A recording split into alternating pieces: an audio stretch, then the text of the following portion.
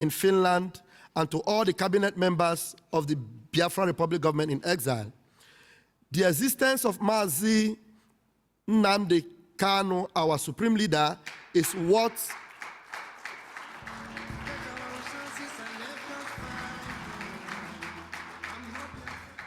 Thank you very much.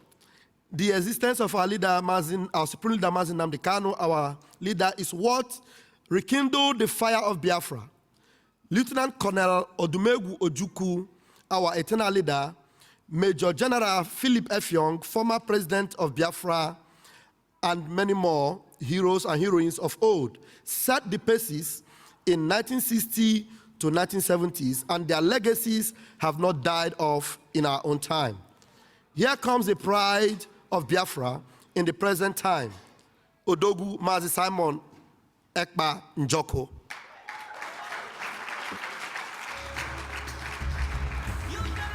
The Prime Minister, thank you. Thank you. The Prime Minister of the Biafra Republic government in exile, you are the equation that the terrorist Nigeria contraption could not solve. To Biafrans, every one of you are a blessing and the fulfillment of the prophecy of our leader Mazi Nnamdi Kanu. Indeed, you are the finisher.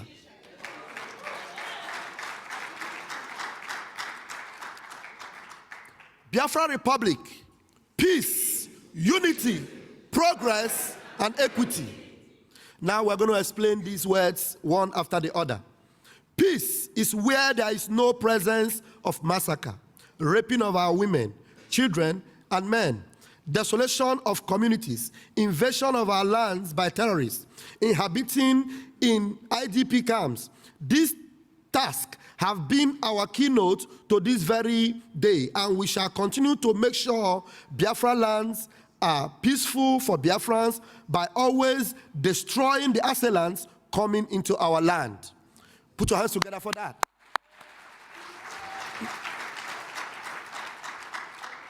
Now, coming to unity. Unity of Biafrans will be fully achieved when Biafra is restored.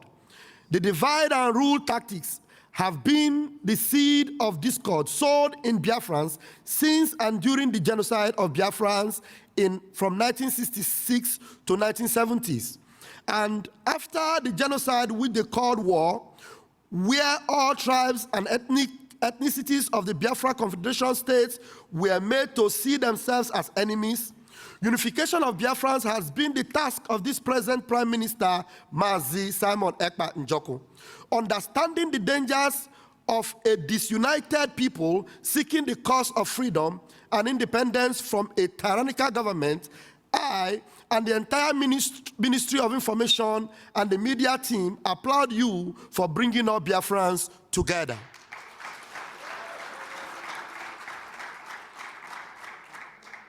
Now, progress. Progress will be achieved when there is peace and unity. I implore all Biafrans to embrace peace by joining forces to destroy our common enemies, the Fulani terrorists, coming in the name of one Nigeria to rape, massacre, desolate, send many to IDP camps, cut off heads of babies, women, pregnant women, and men. Now, equity. Equity is what you all see in Biafra in all ramifications, where your dividends of democracy will be felt by all. Your resources will be harnessed by you, and the rich will not look down on the poor.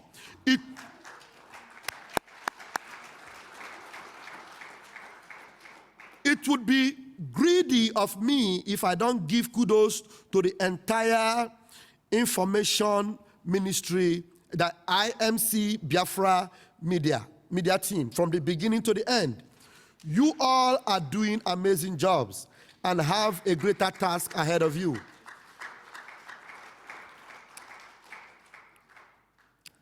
The Prime Minister, Mazi Simon Ekpa Njoko, is a principal component of the media team and we salute you, our Prime Minister.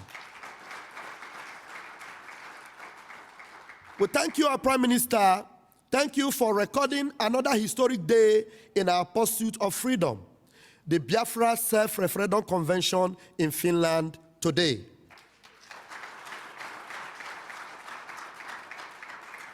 Our children, women, and men cannot be left out, especially those back home facing the brunt of the terrorist Nigeria government, where unarmed civilians are burnt in their sleeps.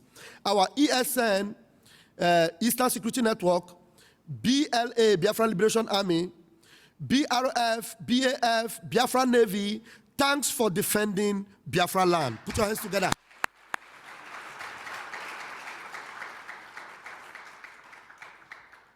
I, Akparawa Sonny, by the grace of Chukwu Okike Abiama, standing in as the Minister of Information, Media and Communication of Biafra Republic Government in Exile, ably here represented by my deputy, Raphael Chiamaka Ajere, wishes you all well during this convention, and we wish you safe trip back home after the convention. You will all see Biafra, and your sacrifices will not be in vain, as well as all works together to achieve Biafra. My Prime Minister, Mazi Simon Ekpa, you are the pride of Biafrans.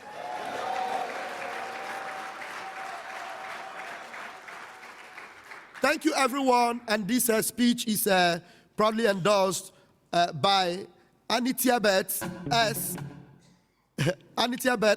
Akibong, aka Akparawa Sonny, Minister of Information, Media Communication, and presented by myself, Raphael Chiamaka Ajere. Thank you very much. They don't let my people go. They are called by my name, said the Lord. We are Biafrans, that is who we are. We don't want election in Biafra land.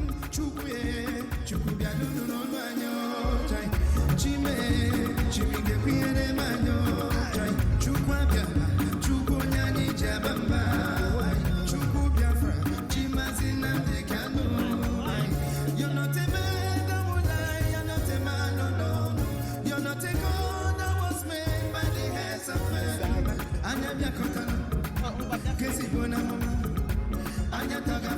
Thank you, thank you, thank you, thank you, a wonderful DJ.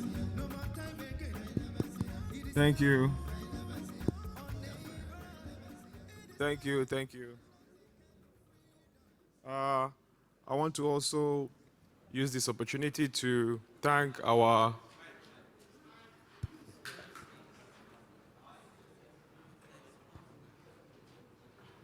testing. Okay. I want to also use this opportunity to thank our North American representative in the name of Dr. Agie. She's not able to be here, but you can see that our wonderful Biafrans from all over the United States are here, and it's because of her. So I want to say to her, wherever she is, thank you very much.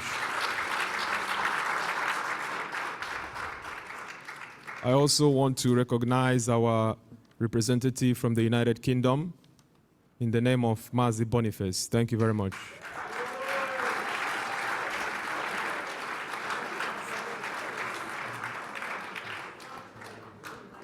All right. Thank you very much. Thank you very much.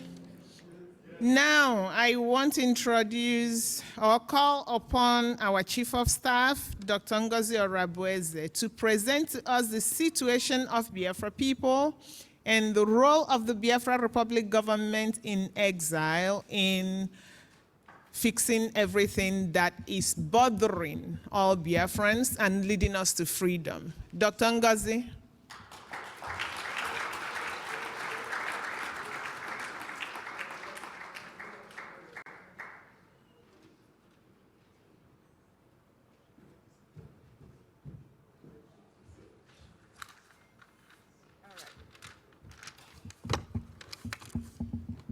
Thank you so much, Professor Chima. Welcome, everybody. Again, my name is Dr. Ngozi. I'm going to quickly introduce the peaceful Biafra exit from Nigeria, what we are doing.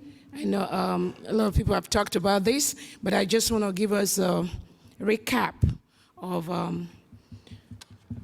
what we're doing in respect to our exit from Nigeria and the reason we're doing what we're doing. So let's see. It's good. Next slide. Oh yeah, the mouse is okay. Next. You have to do it for me. Okay. So the Biafra Republic government in exile is the governing body of Biafrans from the Biafra territory in Nigeria, led by His Excellency, the Prime Minister, Simon Ekpa, and the Brigade Cabinet. The government caters for Biafrans scattered in different parts of the world, in parts of Nigeria. In the south, we have Biafrans in the southeast, southwest, south, and middle belt of Nigeria. Biafra was a country between 1967 and 1970. Those of you that know the history and what happened.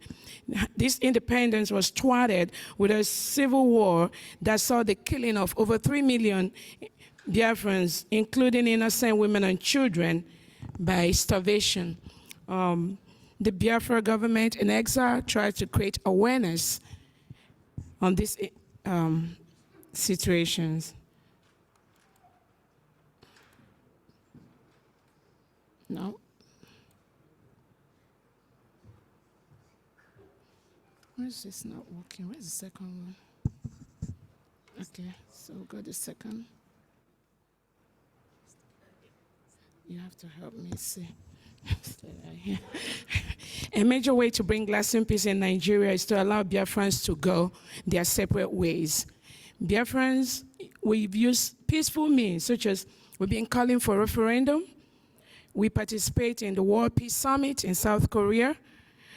And in that summit, we were able to let the world know what Biafrans are going through. A majority of them that were at that summit, they supported the exit of Biafra from Nigeria. We also use promoting equity, fairness, and peace for the past 10 years and more to call for the independence of Biafra and the freedom from Nigeria. The Nigerian government has resorted to killing of Biafrans that call for referendum. He has engaged in forceful arrest, jailing, killing, burning of Biafran homes, burning of their economy and sources of livelihood, which includes markets and businesses. There's also clamp down for innocent Biafran that yearn for determination. The situation that exists in Nigeria before the Civil War still exists today. Biafra and Nigeria fought a bitter war between 1967 and 1970, and during this period, the Nigerian government used the starvation and cutting off of food supplies to Biafra territory to kill over 3 million Biafrans, including children and women. The Civil War was preceded by a 1966 military coup, which was caused by religious, cultural, and ethnic tension between the northern and southern regions, with intrusion by Western bodies.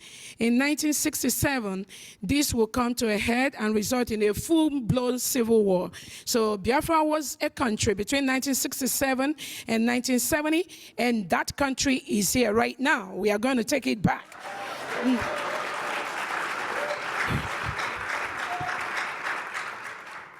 So over 5 million undocumented Biafrans died during the war, with 3 million of them being children who died from starvation.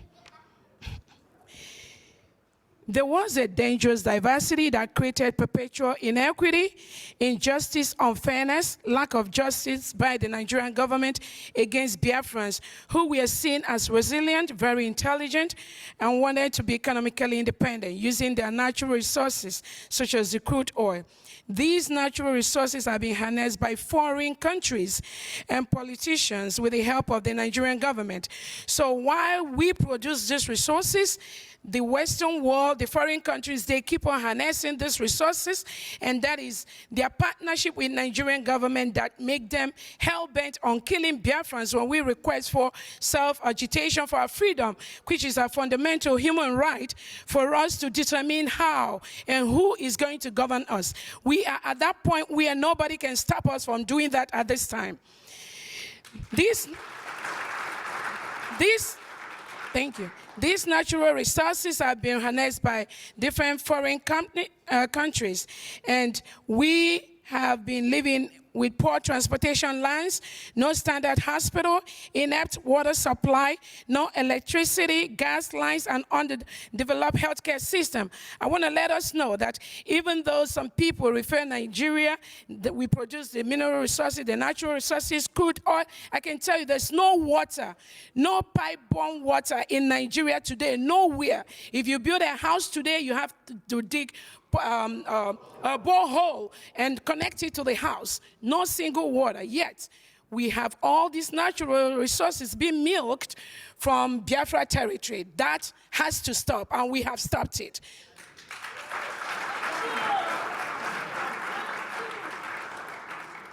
Some of the reasons for Biafran exit from Nigeria, some people are not aware.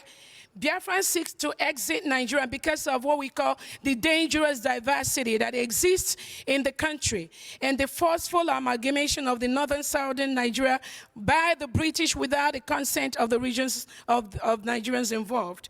There is no common law or constitution in Nigeria. I've not seen a country where we have two laws that guide the country. You have the Sharia law in the northern part of Nigeria, and you have the regular constitution in the southern part of Nigeria. Some of you remember the story of Deborah, the Christian girl that was stoned to death in the northern part of Nigeria. Because the family, they were Christians living in the northern part of Nigeria, but because she is a Christian, she's not used to the law of the Muslim, she was stoned to death in public. And nobody, the government, they did not think about that. So this is the dangerous diversity we are seeing that made Biafra to exit Nigeria. You cannot have two laws in one country. In the north, they are practicing Sharia. In the south, it's just a regular law. And the Christians that live in the northern part of Nigeria, they are forced to go by the rules of the Sharia. If they don't do that, they kill them. That's why you have massive killings and burial of innocent Nigerians every day, mass burial. Because if you don't believe in Sharia and you live in the northern part of the world of Nigeria, you are forced to live with that. We have no common culture, no common language, no common religion, no common ideology. Above all, the government in power polarizes these divisions and dangerous diversity through the laws they promote, the policies they make, and actions they take. I've never seen a country where the government rehabilitates and reintegrates non-terrorists into the system. How do you expect that country to function? And that's part of the thing Biafra has said. We do not want to be part of a country that rehabilitates and reintegrates terrorists into the police, the army, all the security apparatus. And they engineer them to go after those that want their freedom. That must stop.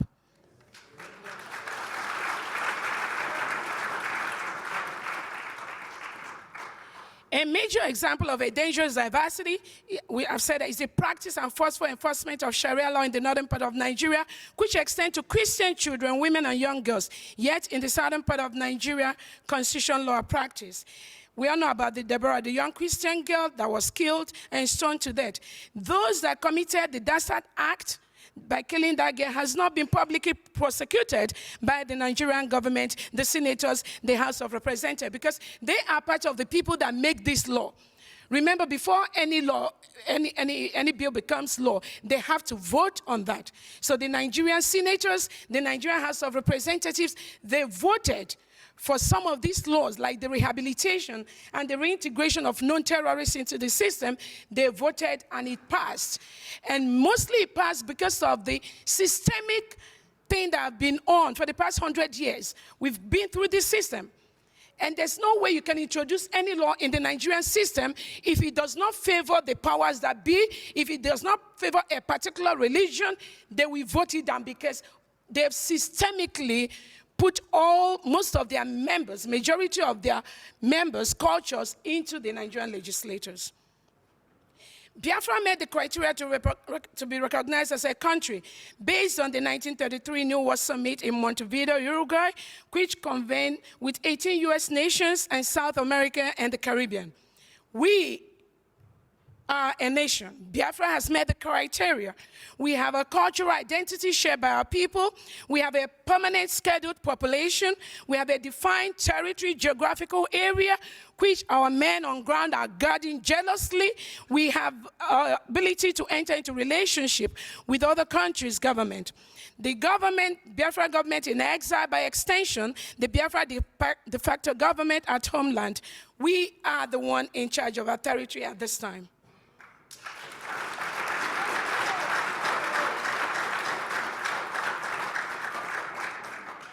The Islamization of Nigeria. I know many of you may not be aware, but over the years, there has been a systemic plan to Islamize Nigeria. In fact, what has happened in Afghanistan is about replaying in Nigeria. There have been killings, jailings, and maiming of innocent Biafrans and indigenous Nigerians in the southern Kaduna, Zamfara, Borno, Benue states. Every day, we have killings, reported killings of innocent indigenous Nigerians. So what happened? They brought in all these terrorists from the Sahel. They came in over there, take over the indigenous properties, not only in Biafra territory, in the whole part of Nigeria. They kill them, they maim them, they take over their lands. Those that does not agree with what they do, they kill them. So that is what we are going through every day. And Biafrans have said we can never be part of a system that rehabilitates and reintegrates non-terrorists into their system.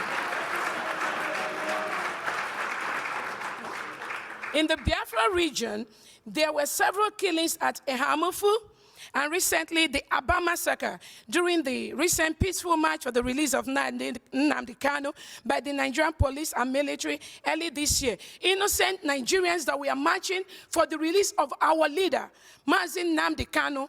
The Nigerian government connived with the southeastern governors and they massacred over 40 innocent Biafrans just for marching. That is why our Prime Minister has said, we are not going to march again, because when we march, they kill us. So we are going to defend our country. Self-defense is allowed. The law allows that.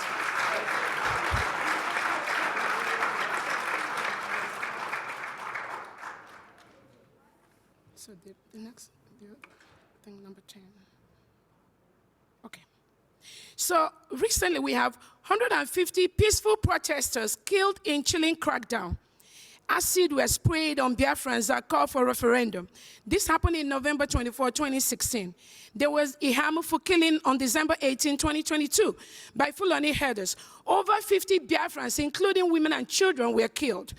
There was recent Aba massacre, over 30 killed. When they tell you 30 were killed, just know they're up to 60 because they suppressed the press from reporting the facts about Biafra in Nigeria. There were the Obibo killing, October 19, 2020. Over 100 killed on orders of Governor Wike by the Nigerian soldiers. I want to let you know the Southeast governors, they partner with the Fulani terrorist Nigerian government to kill and maim Biafrans. And we have come to the point where we say, this can never go on again. If you support the Nigerian government that encourages terrorism and kill our people, we are going to come after you because you cannot fold our hands and you kill us. There was also the NSAS killing of innocent youth protesting police brutality, evidence of killings on news and social medias. Biafrans were even arrested just for wearing Biafran clothes. This cannot continue anymore. Biafrans, we are using peaceful means to call for a referendum. We are appealing for peaceful means to exit Nigeria, just like they did in Brexit. When Britain wanted to exit, there was no force, there was no problem. They didn't call them terrorists. They didn't call them villains. They have to go through the normal process. They voted, and there was Brexit.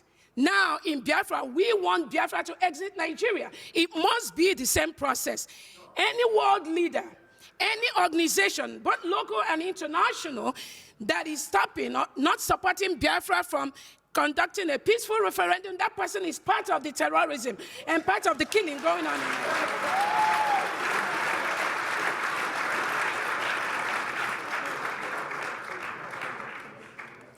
We are using civil disobedience. We have executed successful Monday sit at home in the whole Biafra territory. Thanks to our able Prime Minister, Simon Ekpa. The Monday sit at home has been successful for the past 2 years in all parts of Biafra. The Nigerian government has been fighting the Monday sit at home. The Southeast governors who collude with the Nigerian government has been fighting the Monday sit at home.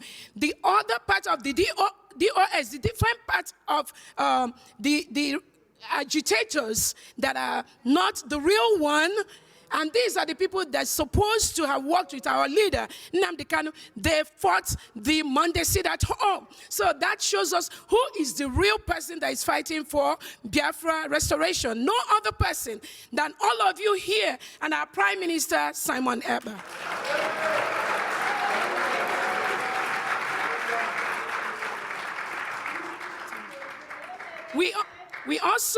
We have been calling for the release of our leader, the Nigerian government, in almost 3 courts. And the United Nations, a committee was set up, and they've ordered the release of Nnamdi Kanu. Till today, Nnamdi Kanu is languishing in Nigerian jail, held by this terrorist Nigerian government. And the Biafrans have said, no, you hold Nnamdi Kanu.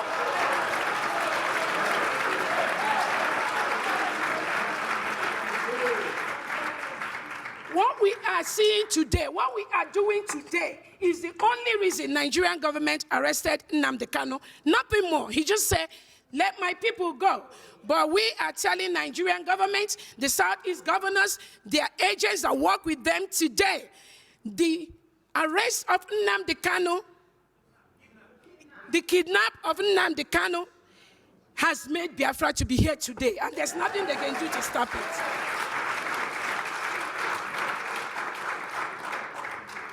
Other peaceful means we've been using, we've reported to the United Nations, to the European Union, we've gone everywhere, to the world. We've called for even for our leader Nnamdi Kanu to get appropriate medical care, but they refused.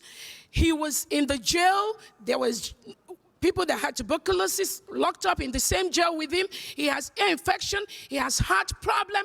Different problem. Nigerian government has refused from Nnamdi Kanu to get the care and the help he needs, despite different court orders to allow him to get the help. So that tells everybody here, it's not about Nnamdi Kanu. It is about all of us here. The Fulani wants to hold us down, and that will never happen.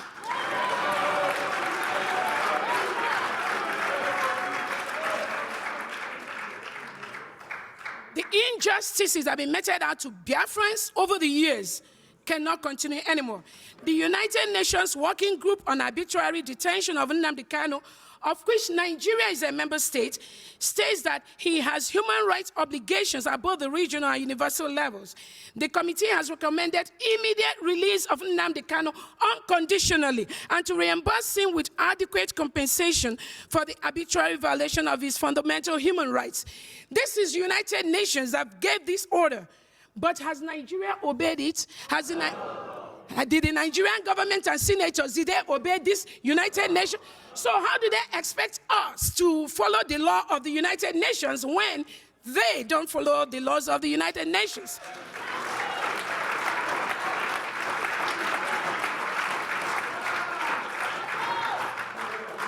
So I just want to piggyback to let you all know that Nigerian government rehabilitates and reintegrates non-terrorists into the Nigerian military, police, security, and in turn use these terrorists to attack Biafrans. It is their law.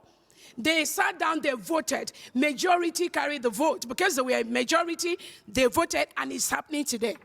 The use of divide and conquer tactics to engage politicians in Biafra territory to kill indigenes using hired militia and security operatives such as Ebubago, Asari Dokubo militia, and even some agitators. Some people you even think they are with you, they're fighting. They are part of the Nigerian system. And they've been bought over by the government to kill genuine Biafrans and subvert freedom fighting for Biafra. They also use the Nigerian media to suppress genocide going on in Nigeria and Biafra land. There was a Twitter ban. Recent reports by the current UN Deputy Secretary, who happens to be a Fulani daughter, to suppress genocide reports in Nigeria. Use of international bodies to suppress genocide, and use of countries that benefit from the mineral and natural resources of Biafra to castigate Biafra and label them as terrorist group, while shielding the real terrorists that invade, kill, maim, and displace indigenous Nigerians from their homes and destroy their farms. As of now, taxes are being collected by terrorists in some northern part of Nigeria, while the government ignores them.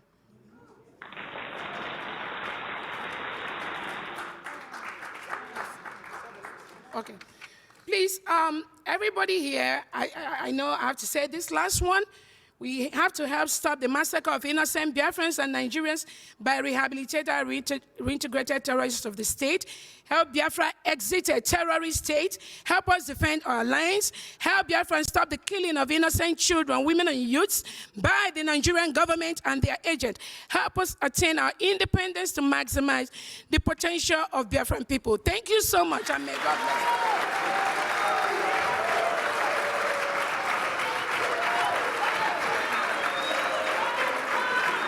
We need peace, nations, freedom.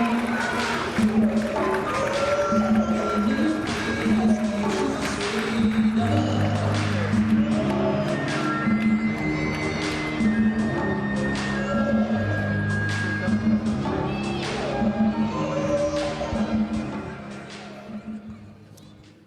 Wow. Are you feeling the way I'm feeling? Wow, thank you very much. Is anyone hungry? Are we hungry? Okay. Oh, you're hungry? Okay. So it's lunchtime. Hungry for freedom? Yes, absolutely. So it's lunchtime. We've got to go have lunch, and we have to be here. Yeah. So we have to be back here seated by 2:30. 2:30 p.m. be seated, because we really have the show starting at that time. Come on, let's go have lunch. Thank you. Just a second, please. So everybody, we have food enough for everybody. So you do not need to go out of the venue. Just go to your left there and they will attend to you. Everybody can go straight to that open doors and will be served. Thank you very much. We need peace, nations, freedom. We need peace, nations, freedom.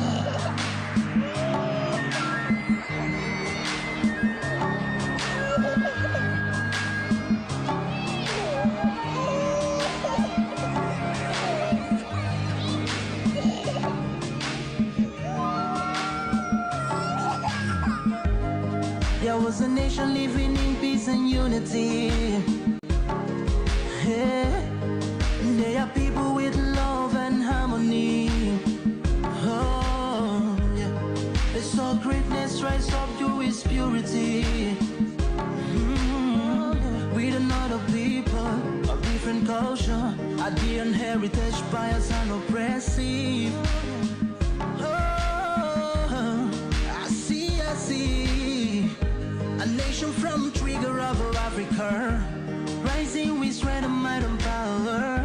In due time, nobody gonna praise us. Rather, you all gonna embrace her. With your flag, with your flag, with your flag, with your flag. Oh, yeah. Let the tears of our mothers who lost their children be heard. Let the blood of our heroes speak from now till forever. Let the whole wide world know Biafra is our home.